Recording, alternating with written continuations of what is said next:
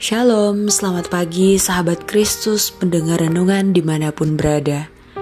Mari bersama-sama di akhir pekan ini untuk mengawali aktivitas kita dengan mendengarkan renungan firman Tuhan dalam Hosea pasal 10 ayat yang pertama sampai dengan ayatnya yang ke-15 dengan tema belajar dari pengalaman. Saudara, Hosea menjelaskan bahwa Allah sangat mengasihi bangsa Israel. Akan tetapi, kejatuhan bangsa Israel ke dalam dosa membuat mereka mengabaikan Tuhan, bahkan tidak taat dan tidak setia kepada Tuhan.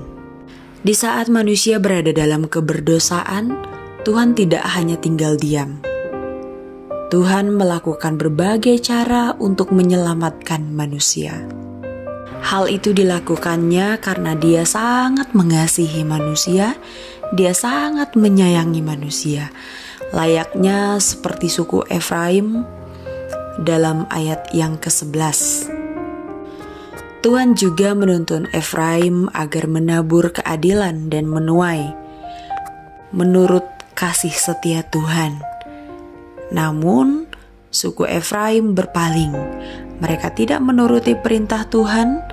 Efraim tidak mengindahkan firman Tuhan.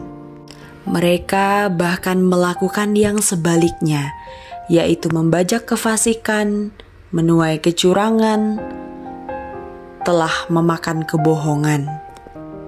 Oleh sebab itu, maka upah daripada ketidaktaatan suku Efraim, maka kehancuranlah yang terjadi kepada mereka.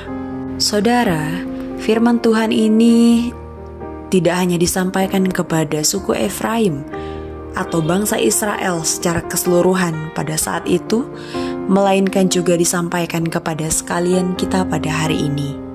Dan kita telah belajar dari bangsa Israel dan juga dari suku Efraim secara spesifik, bahwa di saat firman Tuhan ini diabaikan, maka celakalah yang akan menimpa orang yang mengabaikannya. Dengan belajar dari pengalaman suku Efraim yang tidak menghidupi firman Tuhan, maka kita harus setia untuk tunduk dan taat kepada firman Tuhan. Tuhan telah berkali-kali menyatakan kasih-Nya kepada semua orang. Bahkan Ia mengasihi kita tanpa syarat, dan Dia telah menyatakan anugerah-Nya bagi kita, bahwa siapapun manusia yang berada di dalam kasih Tuhan akan dituntun dan dipimpin ke dalam kehidupan yang penuh damai sejahtera. Saudara yang terkasih, agar tidak terulang kembali seperti yang dialami oleh suku Efraim, maka marilah kita menaati dan menerapkan firman Tuhan di dalam kehidupan sehari-hari. Mari bersama untuk menaburkan keadilan dan menuai menurut kasih setia Tuhan. Dan selalulah sedia untuk mencari Tuhan, mencari kehendak-Nya, dan memohon ampun di setiap waktu. Tuhan Yesus kiranya menolong kita melakukan firman-Nya dan memampukan kita untuk memeliharanya. Amin. Mari kita berdoa. Tuhan Yesus yang baik, kami berterima kasih kepadamu karena Tuhan telah memberkati kami melalui kebenaran firman Tuhan pada hari ini. Jadikanlah kami agar kami boleh menjadi pribadi-pribadi yang mentaati kebenaran firman Tuhan dengan pertolongan Roh Kudus yang ada di dalam setiap kami. Demikian Tuhan yang baik, kami akan laksanakan tugas kami, tanggung jawab, serta pekerjaan kami di sepanjang hari ini.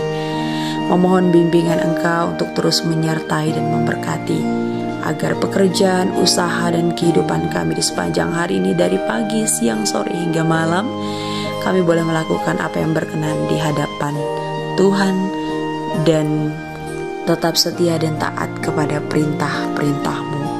Terima kasih banyak Tuhan yang baik. Kami melandaskan sepanjang hari ini dengan pertolongan dan kasih anugerah Tuhan. Di dalam nama Yesus Kristus kami berdoa dan mengucap syukur. Amin. Selamat beraktivitas, Tuhan Yesus memberkati. Shalom.